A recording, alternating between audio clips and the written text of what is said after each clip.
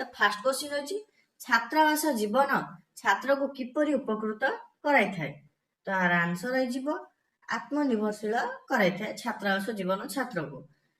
तापर next question होची छात्र मानकर जीवन को किए परिवर्तन करिथाय। तो आंसर है जीवो छात्र मानकर जीवन को ज्ञान परिवर्तन करिथाय।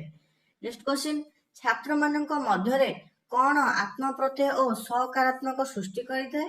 तो आंसर है जीवो नैतिक मूल्यबोध। नेक्स्ट क्वेश्चन वर्तमान महाविद्यालय और विश्वविद्यालय केउ आह्वान रे सम्मुखीन हेउछन्ति। तो आंसर है जीवो नैतिक मूल्यबोध आह्वान रे सम्मुखीन हेउछन्ति। क्वेश्चन नंबर 5 रही वास्तव जीवन समस्या निमंते कौन छात्र को समर्थन करथाय। तो आंसर है जीवो शिक्षा छात्र को समर्थन करथाय। नेक्स्ट क्वेश्चन जन छात्रर मुख्य व्यक्तित्व कौन होइथाय। तो आंसर है दायित्वबोध। जन छात्रर मुख्य व्यक्तित्व होइथाय दायित्वबोध। नेक्स्ट क्वेश्चन कहा द्वारा जन छात्र समानुवर्ती होइथाय। तो आंसर है जीवो नैतिक शिक्षा द्वारा जन छात्र समानुवर्ती होइथाय। नेक्स्ट क्वेश्चन शिक्षा कहा द्वारा प्रभावित होइथाय। तो आंसर है जीवो शिक्षा संस्कृति द्वारा प्रभावित होइथाय। नेक्स्ट क्वेश्चन कौन छात्र मानकर सामर्थ्य वृद्धि करथे। तो आंसर है जीवो ज्ञान। नेक्स्ट क्वेश्चन केउ प्रकार शिक्षा छात्र मानक जीविका प्रदान करथे। तो आंसर है जीवो वैषयिक शिक्षा। नेक्स्ट क्वेश्चन केउ प्रकार ज्ञान होची मूल्यहीन।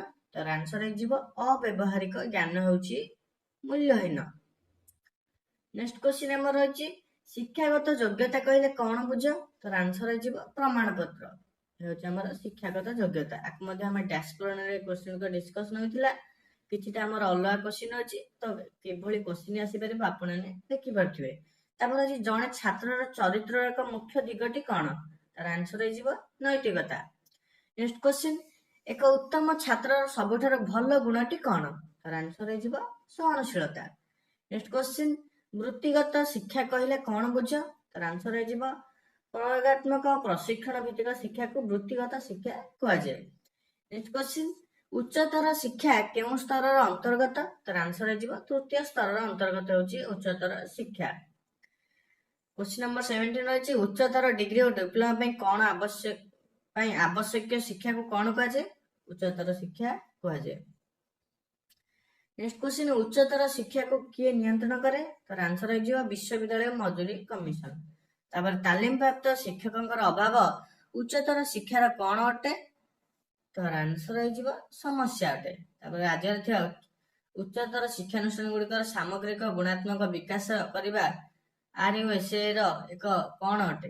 तो आंसर है जीवो उद्देश्य अटे। तापर शेष क्वेश्चन उच्चतर शिक्षा अभियान अग्राधिकार प्रदान करथिबा गोटे दिग कौन। तो आंसर है जीवो गुणात्मक